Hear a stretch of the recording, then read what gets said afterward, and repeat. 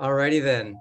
Welcome to our event on storytelling in carbon removal. I'm Jason Grillo with Air Miners. It's my pleasure to welcome you all here today. I wanted to say that we're having this event for a few different reasons. One is it's one thing that the community wanted in a poll that we conducted of our Air Miners members not too long ago, that understanding how CDR is perceived in the public sphere, in video and film in particular, would be something of interest.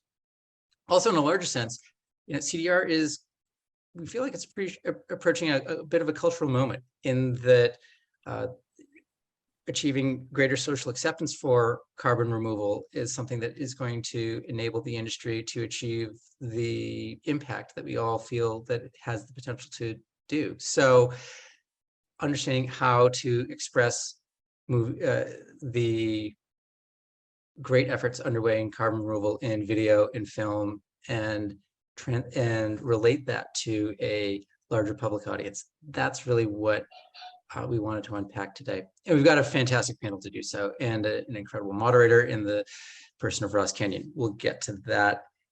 We'll get to them all in a minute. But before we go any further, we have some poetry from an esteemed member of the Air Miners community, Mr. Jake Harrison. Jake. All right. Yeah, so Ryan put up a question in the memes channel a week or so ago that said, has anyone written a limerick? For some reason I was inspired. It was like the idea, no offense, Ryan, but the idea is like somewhere between brilliant and stupid, and it really appealed to me. So I was thinking back to the boot up, which for me was, almost 2 years ago, and I'll write a couple limericks about some of these different ideas within the boot up topic. So I love Kernza and I love regenerative agriculture. So here's the first one. Here's the first one. Said plant breeders out in the plains, high CO2 causes big pains. A perennial wheat could taste pretty sweet and pile up SOC gains. So yeah, thank you.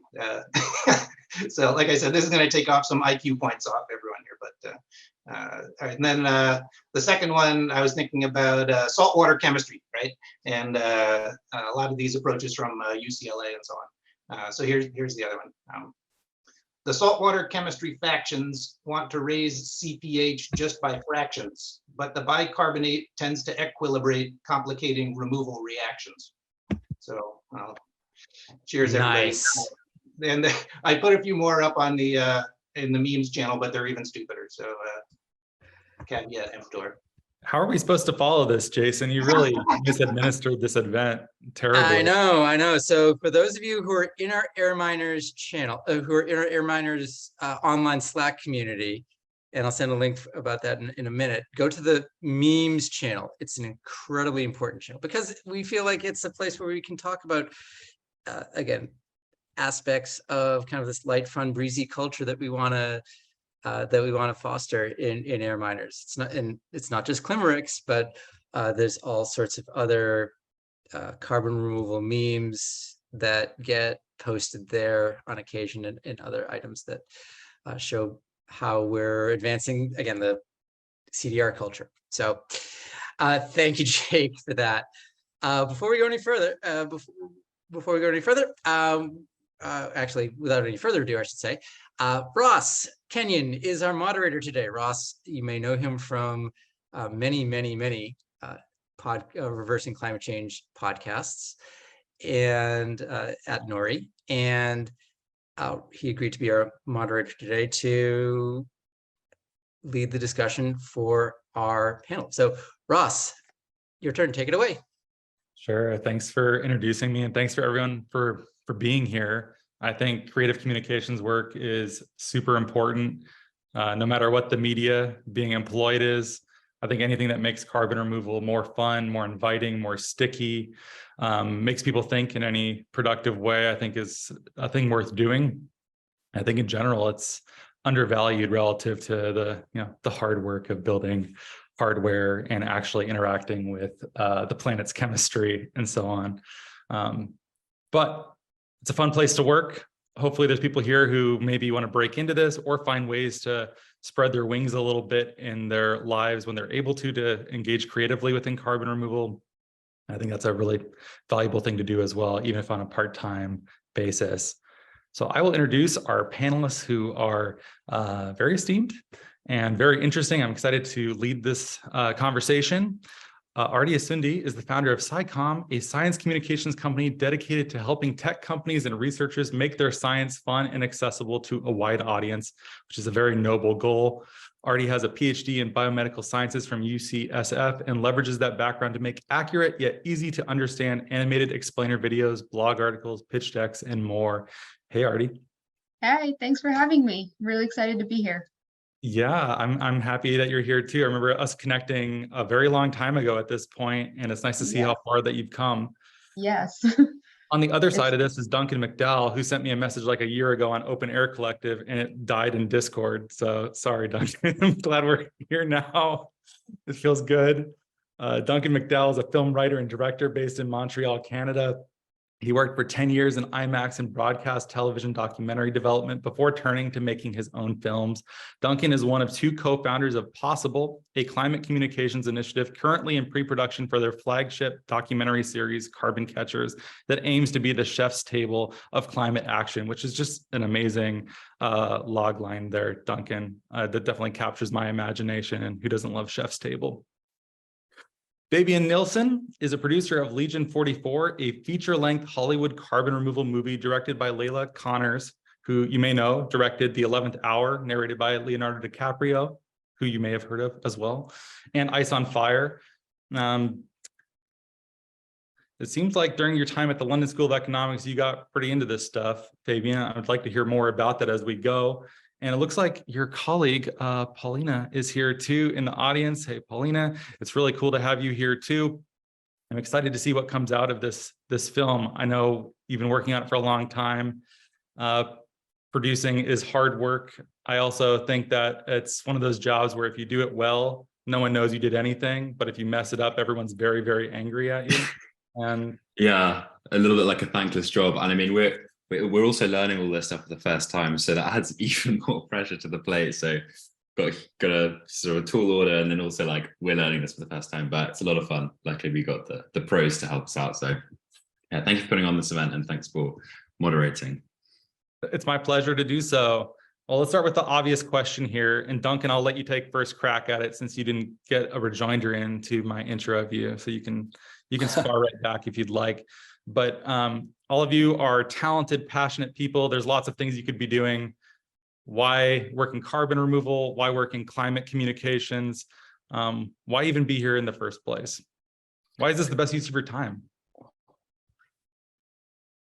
Yeah, no, good question. I've always wanted to be a filmmaker. And thank you for putting this on, Jason, and thank you for moderating it, Ross. That was what I meant to say just now before you introduced Fabian. So I've always wanted to be a filmmaker ever since I can remember. And that's what I ended up doing. So communications was always my thing. I tried a few types of communications. I did print for a little while. I did sort of like multimedia back in the early 2000s. And screen-based was probably where I netted out because I'm fundamentally a visual person. I love to doodle, I love to draw, I like photography. I love to tell stories with visuals. I just find it that much more impactful. It's multidimensional, it's a little bit trickier than say writing a story because it's you got so many different factors to play with. And so that's how I got into screen-based storytelling. I've been doing that for 20 years. As you mentioned in the intro, I worked on other people's documentaries for a long time. And then 10 years ago, I was like, okay, I want to tell my own. And so why climate communications? About 5 years ago, I had your kind of like typical crisis of faith. I don't know if it's that typical, but I do find a lot of people in the field have kind of like a switch where they're like, F this, I'm going to do something that counts. And they choose whatever kind of like fill in the blank of what counts, whether it's sort of, some kind of some kind of cause-based work. And I've always been ecologically inclined, I guess, sensitive to the environment and all of its adjacent issues. So it seemed like a no-brainer for me. Conservation, preservation, climate change mitigation. And so going into that field, I discovered carbon removal through open air miners, just sort of like the portal entrance into the community, and just became totally enamored with the sort of like the scope of this problem. And it was, I think I just sort of, I love the epic dimensions of it. Obviously, like the politics are beautiful, it's doing good, but I love the fact that there's this David and Goliath story. We can actually solve this problem, and that's what drew me into CDR as a concept and as a phenomenon. Aarati, why don't you go next? It seems like you also are coming from a really strong visual sense, and maybe that was attractive to you, or maybe not. Why don't you tell us? Yeah, so I'm actually coming at it from a scientific background. So as you mentioned in my intro, I was doing my PhD in UCSF, and just surrounded by these incredible scientists who are all so passionate and dedicated to their work. And they're just working night and day to solve these problems. And on the other hand, it was just so disheartening for me to see in the news and the media, people kind of saying, well, I don't believe in vaccines, or, climate change is a hoax, or whatever, and I'm like, you're just discounting so many people's incredible hard work and dedication that they put in 24/7. You're just kind of sweeping that under the rug because you saw a meme on Facebook or something. And I kind of realized that it's not only on the public to do their research and actually understand what's going on in the world, but it's also the responsibility of scientists to do a better job of communicating. Scientists usually use a lot of jargon when they're talking about their work, and make it really inaccessible for people to understand. And so because I kind of wanted to be that bridge between the scientists and the general public. And so I fell in love with science communications. I was always the weird one in lab who liked to write grants and actually put together posters, and everyone else hated that work, but I loved giving presentations, and I was like, this is what I want to do as a career. And then as I was looking for a job, I met a venture capitalist who has started an incubator, and he's like, hey, have you ever thought about doing science communications for carbon removal and climate change? And I'll support you and help you start a company around that. And so that's kind of how I fell into this space. But it's been a really great journey so far. Glad to hear it. How about you, Fabian? Yeah, for me, it's, I guess, not too dissimilar. It's sort of, I was studying accounting and finance originally at university, and no disrespect to accountants, but I found it really boring. I'm very bad with numbers. And so I don't even know why I went into that course study, but it wasn't for me. And I really realized that I actually want to do something I'm interested in, and that was climate change. And so I changed my course of study, and on my course of study, it's called environment and development, I came across carbon removal, and something just hit me in the moment. I just got so inspired as soon as I was learning about these technologies. I always thought they were so freaking cool and so exciting. But then everyone around me in class just wasn't excited about them. They were like, oh no, this is just ridiculous. Oh, this is geoengineering. And I was like, no, guys, we need this technology. It's so important. And it's kind of just like that passion just clicked with me immediately. And I just got so engaged in it. And then that's how, through that, then I met Paulina, because I was fundraising for an expedition to Antarctica. And we met through that process, and we realized we have to do something for climate change on this expedition. We came up with the idea of doing an awareness campaign for carbon removal. It was like a very small scale student project. And we thought, well, what's the best way to kickstart some sort of campaign? And we thought, well, a piece of content and some media, like a documentary. And that was also super small scale. I had like a budget of like $20,000. And as we were working on that, we realized, actually, wait, this could grow into something huge. After talking to all the people in the carbon removal industry, they helped us realize, like, the industry right now, it needs as much media and content out there as possible so that we can catalyze carbon removal further into the mainstream, into the public conscience. And so it sort of ballooned from there, and we managed to get the right people involved. And it kind of just came as sort of a full-time endeavor. It started from a very small side passion project and just organically grew from there. Obviously, it sounds like very fun and easy, but it was like a lot of work. Like, I had no social life at university to be able to do this. I turned down many parties, but it's sort of happened organically. It was just that click moment in my class, and I was just like, oh my God, this is so exciting. So yeah, that's how I got into it.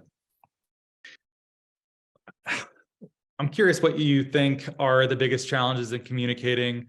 This question is going to be for all of you. I think communications has a reputation as being one of the less rigorous. It's where the not so smart people go at companies or within carbon removal. I object to this. I think my job is really challenging. Nori is trying to innovate on a number of frontiers. Being able to communicate effectively is hard work. It takes quite a lot of effort to be clear. And even still, I don't even know that I do a perfect job at it all the time either. And there's always experiments being run of how to actually do this better. So what do you think are the pain points of telling an effective carbon removal story? Lots of questions from the audience are about this from the questionnaire. And I also want to know. We'll go in reverse order this time. How about you start us off, Fabian? Unless you need more time to ponder. It looks like you're pondering. Yeah, I got to think about that one. I mean, I do have one point, which is it's a short one, but essentially carbon removal can be quite dense and complex and quite technical. And it's about making that sort of the dense technicalities of it quite sexy and accessible and really glamorous and really fun to engage in. That sometimes it can be easy, sometimes it can get quite hard, especially if you're talking about things like MRV and getting into the intricacies of carbon removal and some of the nuances. So it's really about that's something which is quite hard, is making those technicalities really interesting and engaging. And yeah, there's multiple ways you can do that. I'd say that's one thing which is a big challenge. But yeah, I would love to hear Duncan and Aarati's thoughts on that. Aarati, do you want to go first? Or? Yeah.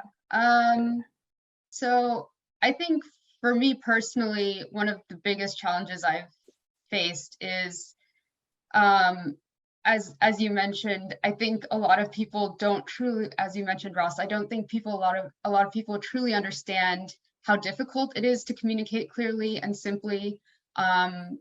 With my work, I do a lot of like cartoons, a lot of my explainer videos. I try to make them as fun as possible and as easy to understand as possible and colorful.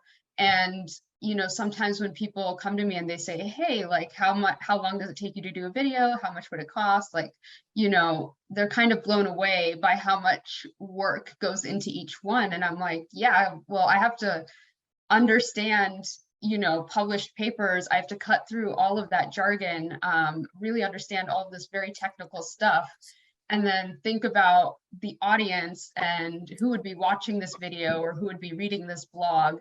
Think about what they're interested in and create a message that would target that. And it takes a lot of work that I don't think people really realize, and I think that scientists especially are not trained in doing that kind of work, and they really should be, in my opinion. So I think that's one of the biggest challenges that I've seen, that people don't understand how much work goes into it, but then also how important it can be. If you have a good communications message or a good, like very clear message that you're putting across to people, that can take your efforts so far. Your company can go so far based on that. So it's really worth investing in.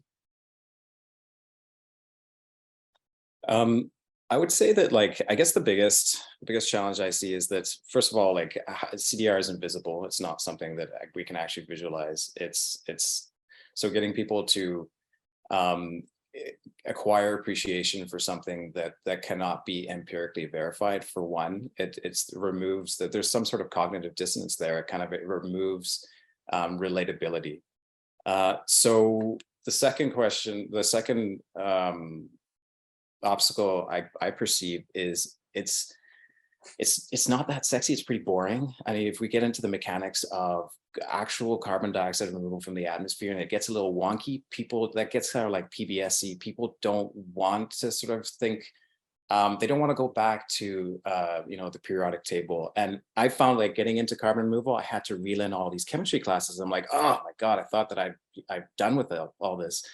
So what, from a communication standpoint, and again, like this is no disrespect at all to the carbon removers, I'm just talking purely from a communication standpoint here. So what we're trying to do is we find a bridge.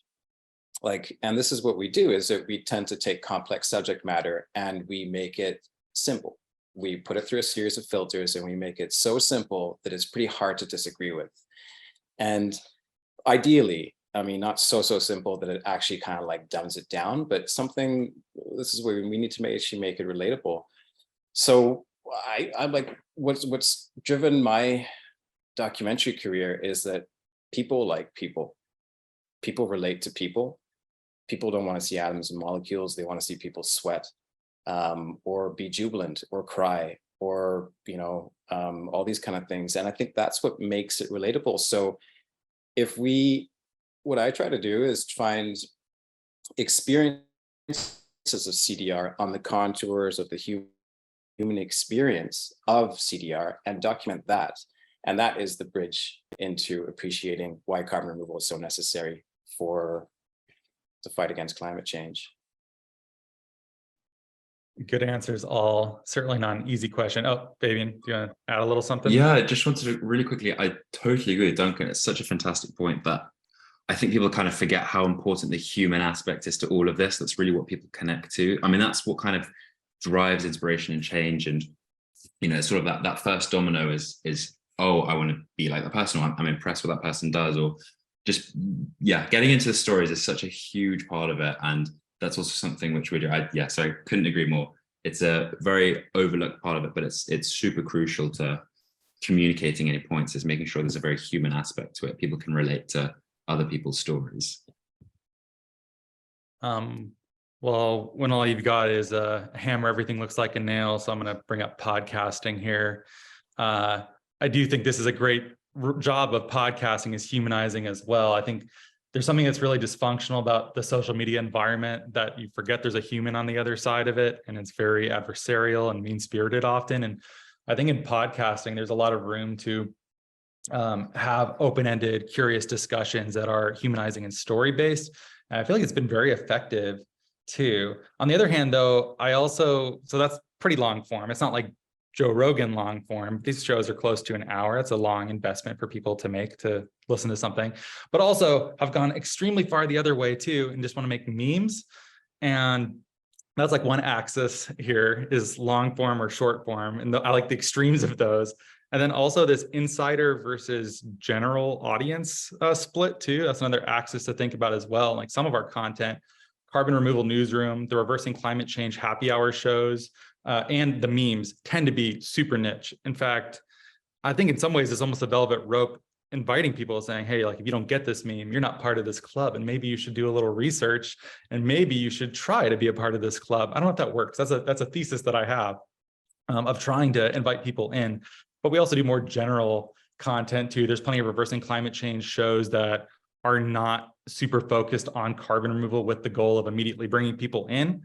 I'd like to know which of these strategies work and which ones are the most important or not. And it's still an open question. I'm not even sure how one measures the success of one's work, because one person having a great idea and starting a company or having a career change could be enough of a result to make the entire thing worthwhile, more than if you're just measuring how many people listen to it, how many people clicked like or retweet.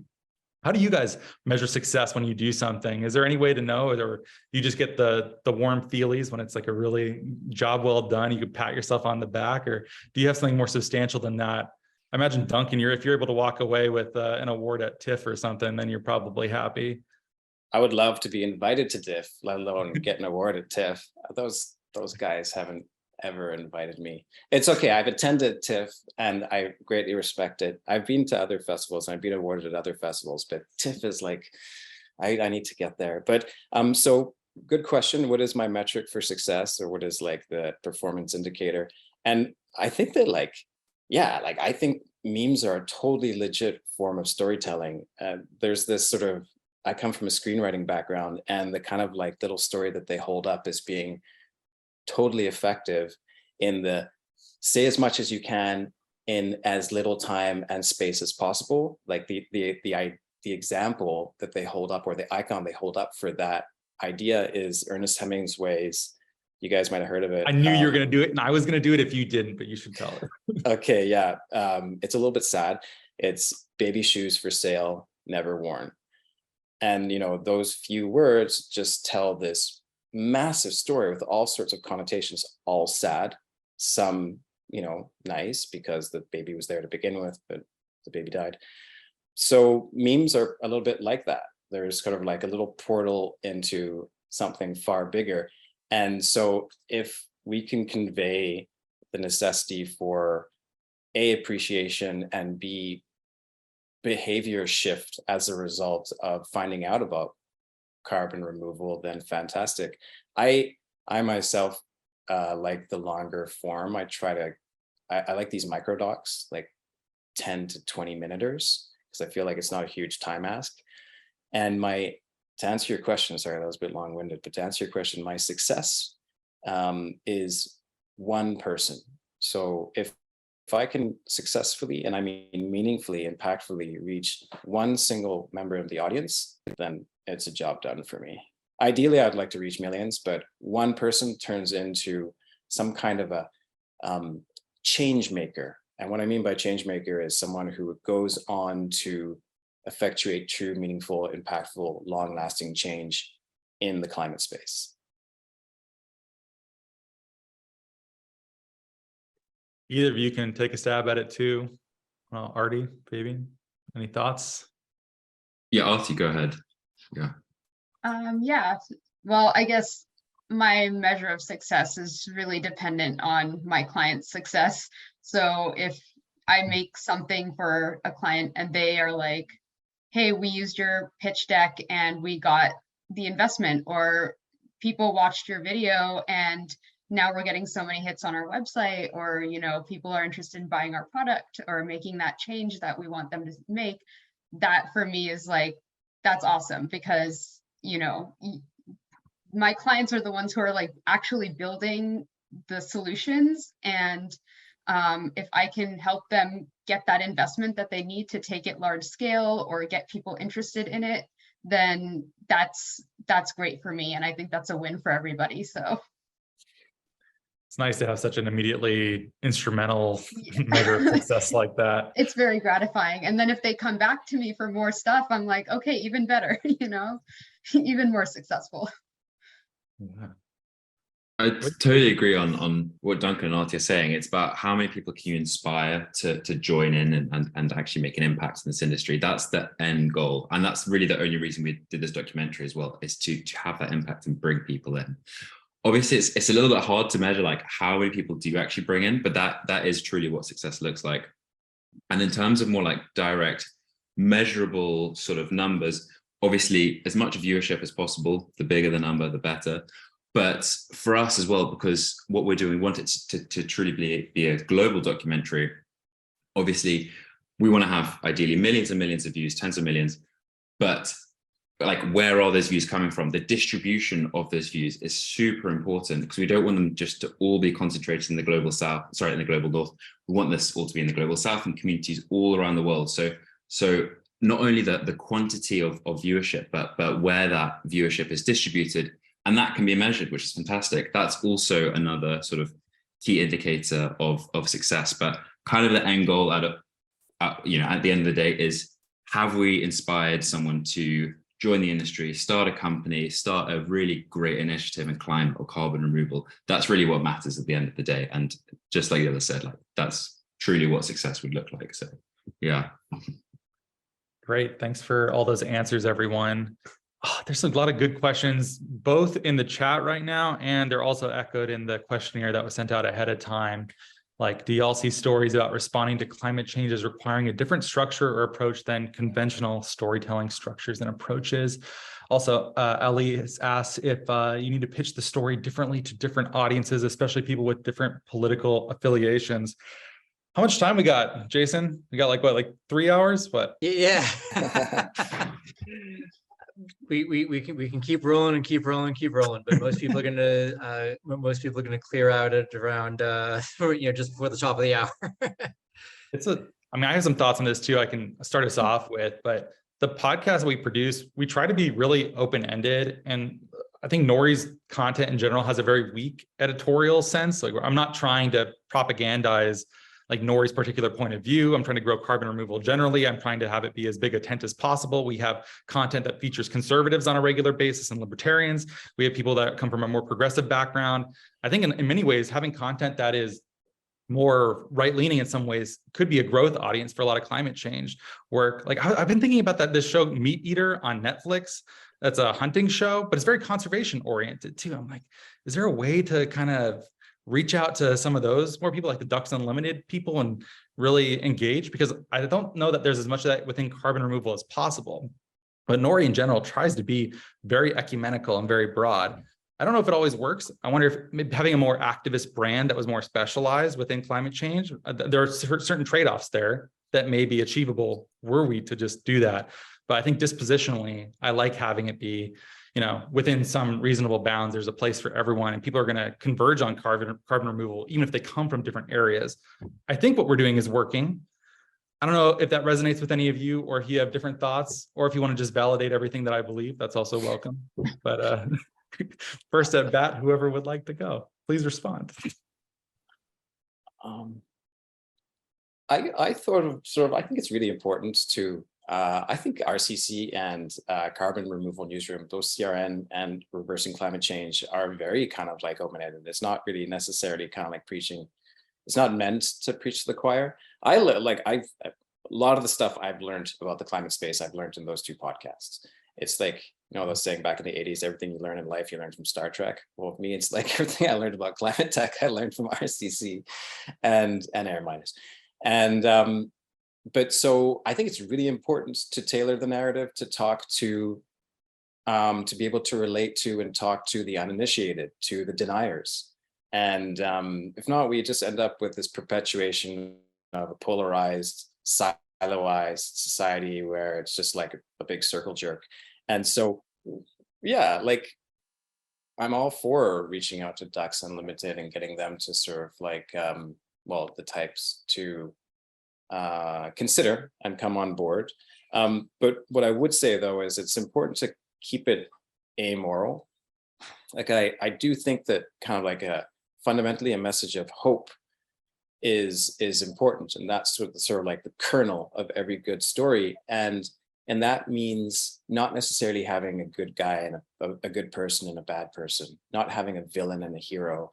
And it's, carbon doesn't really know where it came from, whether it's from the F-150 gasoline guzzler or something else. So yeah, we're united in sort of this united front against this faceless enemy. I don't know if that made any sense. It kind of like unraveled towards the end there, but I think people got it. I think there's cool things in there too. There's some stuff about tone and like how this is communicated. I think that is also very tied into the story, and also that carbon dioxide and greenhouse gases are invisible. And so how do you tell a story about something that's invisible? This is the hackneyed. I've heard this a million times, but it doesn't make it less true. Like, how do you tell a story about an invisible enemy? It's not as easy a story to tell. And then I'll back off, and then Aarati and Fabian, take it any way either of you would like.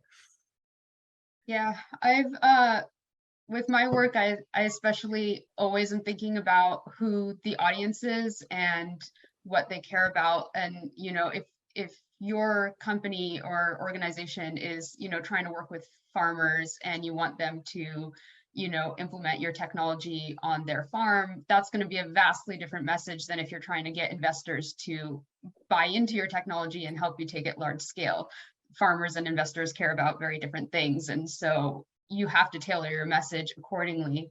But yeah, that's even true with the conservative and liberal kind of debate. I was reminded of this site that I came across a few months ago called New Climate Voices, and I thought it was brilliant because they just had these typically conservative type of people, like GOP congressmen or like military veterans and like people that you would typically consider right-wing, talking about how climate change is a universal phenomenon, and that, you know, climate change can affect military bases. And so people in the military have to think about that, or that, you know, I don't know, like certain religions, their texts will say, take care of the earth. And that's something that we need to do for climate change. So even if you are conservative, your maybe religious beliefs are still saying, you know, take care of the earth, you know, don't harm anything. And so having those kinds of voices from that, right, those typically right-wing conservative people saying that climate change is real and there is something that we can do about it, I thought was really powerful. So I definitely think people are working on making inroads into, you know, climate change deniers, but it's a tough one for sure. Some people, if they don't believe it, you really have to think about how you're targeting them, because just hitting them with a bunch of scientific data is just not going to work. Like, you really have to find something that they care about, and that could be leaving a better future for your children, you know, taking care of the planet, whatever, but you have to find something that they feel really passionate about and then connect kind of indirectly to that somehow. So it can be a challenge for sure. Did we lose Fabian? I just realized we might have. Oh, it might be a spotty connection. He was just Yeah. bragging about his Wi-Fi too. That's such a tragedy. Okay, well, if he comes back, We'll get him back. we'll get him back. We'll get him back in there and give him a chance to respond. MJ, you're just on fire in the chat. Not wanting to rely on melodrama or dehumanizing people that are labeled as pure villains, heroes, or victims. Yeah, it's so hard to tell stories without relying on that, though. It's way easier to tell a story. I'm a gray area guy to an annoying extent. Like, I'm more charitable than I need to be in some cases when I should have a more strong opinion. I'm open-ended in a way that for the right kind of person, it's amazing because it's refreshing. And our media does not encourage this sort of ecumenical sensibility. But it's much harder for me to tell a story about basically anything unless you're willing to go down the nuance rabbit hole, which is not always appropriate to everything. I don't know how you feel about that. I think it's probably the hardest challenge for Duncan, because your medium basically requires it to some extent. Maybe you disagree. Do you feel like you have to rely upon good guys and bad guys to tell a story? Well, yeah, it's kind of like it's sort of like the antagonist, protagonist, obstacle, dilemma, resolution, and all these. This is sort of like the meat and potatoes of any story. Like, since time immemorial, sitting around the campfire, this is like, we always had the same. You went for David and Goliath, right? Like, that's pretty classic. That's like the first thing that comes to my mind too. Man versus evil. Yeah, man versus beast, capital M, man versus beast. And this is what I think, that's the archetype that I seek to draw people in on. And there's kind of like, I find that very salacious and enticing and engaging. And if I find it that salacious, engaging, I'm hoping other people might as well. And maybe this is this cool chapter at the end of the or as part of the Anthropocene, where there's this sort of like dedicated squad, this battalion that goes out and actually tries to conquer this massive ungovernable evil, which is 1 trillion tons of excess anthropogenic carbon dioxide in the atmosphere. And like, yeah, who's going to take on this juggernaut, this leviathan of a thing? And it's these carbon removers. And this is what Carbon Catchers is about. It's actually about the people that have made tremendous sacrifices to their professional and personal lives to be able to take on this massive beast for the children, which is, I think, the thing that ends up coming up. As we always sort of like tack that on, it's for the children. But also, maybe it's more than for the children. They're doing it because it's just an incredible exploit. And I'm not talking about like techno-utopianism here, like, oh, we built a machine just because we can. We built a machine because we can. And it just so happens that machine is doing a lot of good. I find that to be a really good story. Nice tap on that. I was going to bring it back to Fabian, unless, Aarati, were you looking to respond? I saw you unmute. Oh, no. Okay. Go ahead. Fabian. Yeah, return. apologies. Yeah, sorry, my Good laptop fading, is died. what I'm saying. Yeah. Yeah, it's live TV, you know, anything can happen. But so yeah, anyway, it just died and I was like, oh no. Yeah, I from when I before I cut off, you were sort of asked about how do we sort of visualize this invisible threat, especially with such a transient threat such as climate change and also carbon removal technologies, which Duncan alluded to. Is it's hard for people to visualize immediately. And I don't know if this was mentioned, but for us at least, this is where animation is absolutely key. So we have Sun Creature, which is our animation partner. They were up for 3 Oscars last year, I believe, for their movie Flea. They're really, really incredible people. And they're helping us visualize a lot of these solutions because you have these highly technical, complex carbon removal solutions. And as we've spoken about it, we've got to simplify it and make it look really beautiful. And so people can really easily understand it, just intuitively, without even having to think about it. And that's where animation is key. And another part, which is really awesome about animation, is also visualizing these solutions at scale. Like, what would the world look like in 10 or 20 years when these solutions actually scale up? So it feels a lot more real and it's a lot less abstract and less so on the fringe, as Duncan was saying earlier. It's much more sort of, it feels concrete and real. And it's like, this is where humanity is headed. So animation is a huge part of that, and also illustrating these stories. So that's our strategy for really visualizing and communicating a lot of these complexities and sort of the invisible threats and invisible processes going on. Aarati, you're someone that is very interested in animation, it appears, too. Do you feel like it allows you to do things that maybe someone who's a bit more constrained? I mean, Duncan, you can also use animation within your films, but you're more reliant upon live images, it seems. But do you think animation enables new ways of storytelling that are valuable to you, Aarati? Yeah, especially when communicating science, which is a very, usually people are like, oh, science, you must be so smart. And it's like, well, I think if you can make it simple enough for people to understand, and that's, I think, what animation does, like having those cartoons and making it colorful makes it interesting and engaging, and then you learn something. And I find that extremely gratifying when somebody watches, something that I've, like a video that I've created or something, and they're like, wow, now I really understand like the difference between, these two topics, or I really understand something that I was struggling with to understand because of your animations and cartoons. I'm like, yeah, see, it's not so hard. It's not that science is very difficult. It's just, scientists tend to talk about it in a way that makes it inaccessible, and having those animations just makes it more accessible. And so I really find that, to be very useful, but also kind of bringing in back to, again, the human element and what drives people to, create these solutions, I think is something that everyone can also connect to. I think that, people, when I talk to my clients, I say, like, how did you get into this space, or what is driving you to do this? And a lot of times their answer is something not really directly related to climate change. It'll be something like, I want to empower women, or I want to, I was in the war in Afghanistan and I saw, the hardship people faced there, and I don't want people to face that here in my hometown.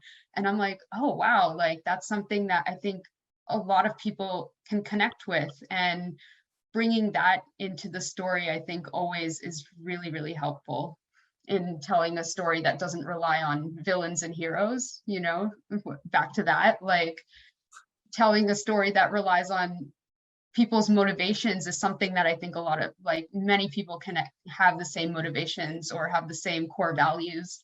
And if you can tell a story around that, that's really helpful. Some good thoughts there indeed. I had a thought similarly. I think it was when I was watching, Duncan, your diving doc. And I had this, this might be a little purple. This might be a little melodramatic, a little goofy, but I associated with Dorothy Day, but on a quick Google, I found out it was originally Dostoevsky, but she has a quote, "The world will be saved by beauty." Do you think the world will be saved by beauty? Seems like that's really important to you, Duncan, Yes. in watching your work? Yes. Okay. Yeah, thank you for watching that, Ross. I love that film. That's the guy who free dives, and he free dives and he kind of like parlayed his free dive, breath hold diving, basically deep diving into the ocean without any oxygen tanks.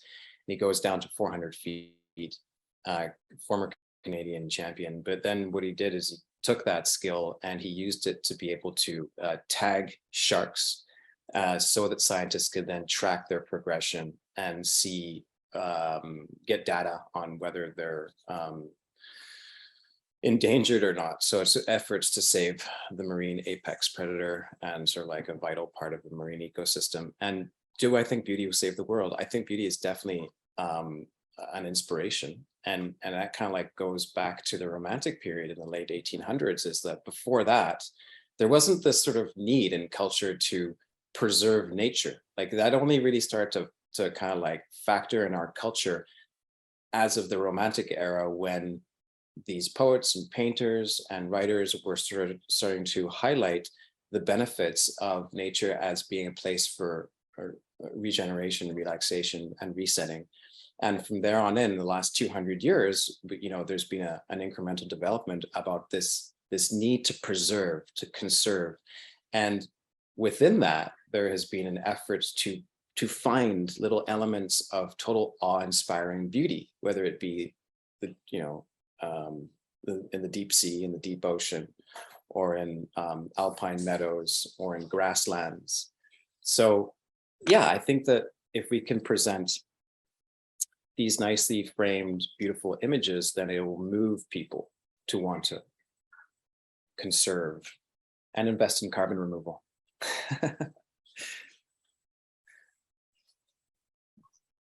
Beauty is underrepresented, it sounds like. What next? Should we open it up, or Jason, help me? Yeah, let's go to Q&A. We have Yeah. some quite a few questions that came in after prompting. MJ wanted to ask something, and feel free to unmute, MJ, and go for it. Thank you so much. This is really, really energizing. I'm really excited by this. I come from a playwriting background, and I'm working for a regenerative agriculture company that's full of really brilliant scientists and designers.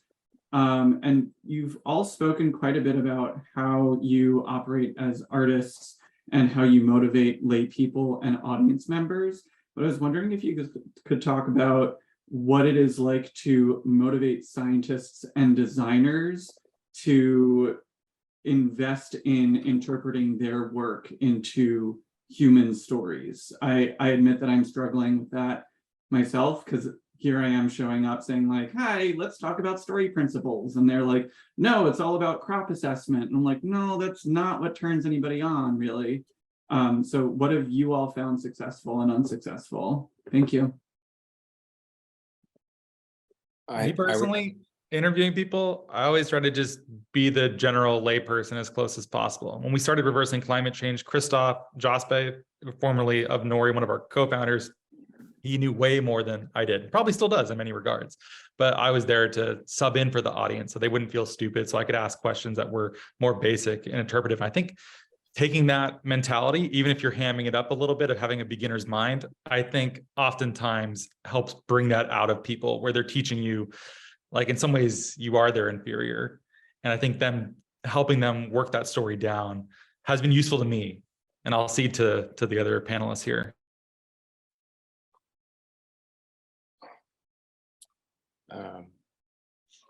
I'll go ahead, I'll jump in. So yeah, it's an important question, MJ, how to motivate them to want to sort of like break out of their lab. So I would say a few things. A, the importance of their cause and the importance of them being kind of like a spokesperson for what it is that they're doing. B, what they're doing can be very inspiring for general audience to help them make a switch from, you know, whether they're working, if they're working for an oil major and they find what that person is doing inspiring, then that might motivate them to switch industries and jump into the climate space. And then 3, vanity. I feel like if you kind of like give them a chance to be on, screen, that might appeal to them. I know, you know, like when Klaus Lechner started his work years ago, did he know that there was gonna be like a little kind of like illustration of him on t-shirts and people, you know, wearing Klaus Lechner t-shirts? That might speak to them, might not. I feel like go with option 1 and 2 first, though. I think also like showing scientists how effective communications can further their own goals within their lab is really, really key. Like if you can say, hey, if you have a better lab website, for example, then more talent is going to come. You'll have an easier time finding talented postdocs or lab researchers to join your lab. Or if you know, do a better job of, you know, creating a grant or, you know, creating your poster presentation or, you know, your PowerPoint presentation, you're more likely to get funding. You're more likely for people to sit up and take notice of you and want to collaborate with you. And, you know, it'll take your research will just, you know, be so far enhanced by more effective communications. And if you can show people that and show people that, yeah, you'll get more funding, you'll get more people interested in you, you'll get more talent, you know, coming to your lab. I think that's something that, you know, researchers are always struggling with. And if you can solve that problem for them, that's really, you know, something that they will sit up and take notice. Vale.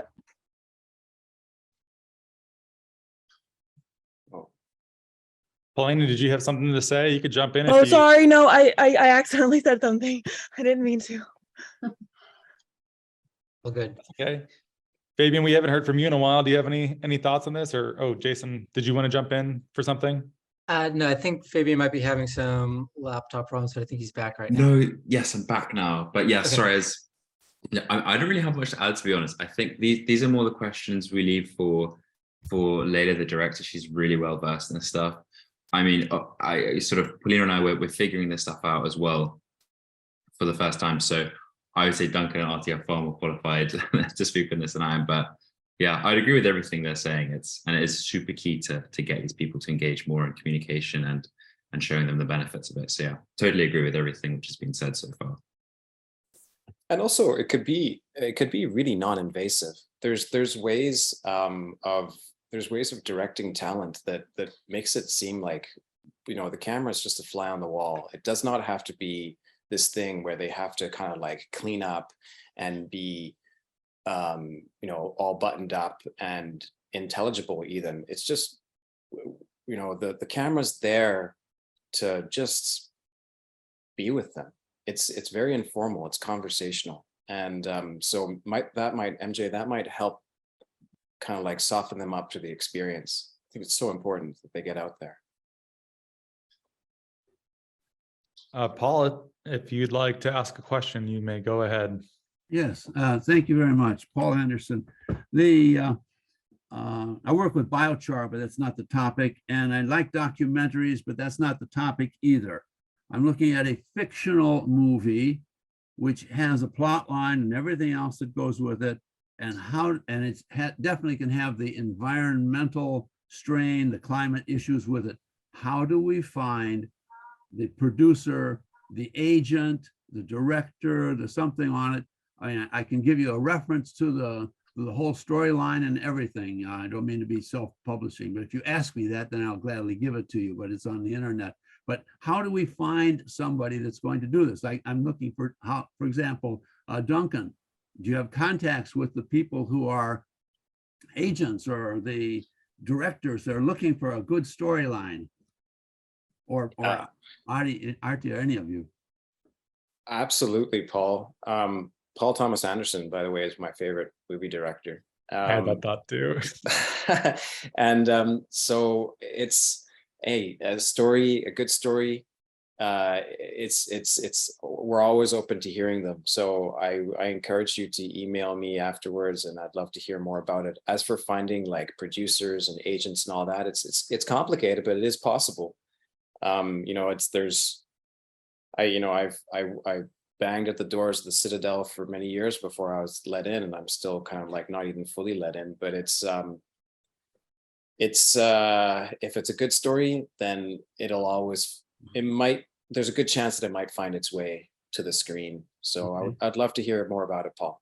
I don't have your email address. If you could send that and put it out on the chat for everybody, but I'll tell you, I have a website called capitalism21.org, 2 digits, 2 on capitalism21.org.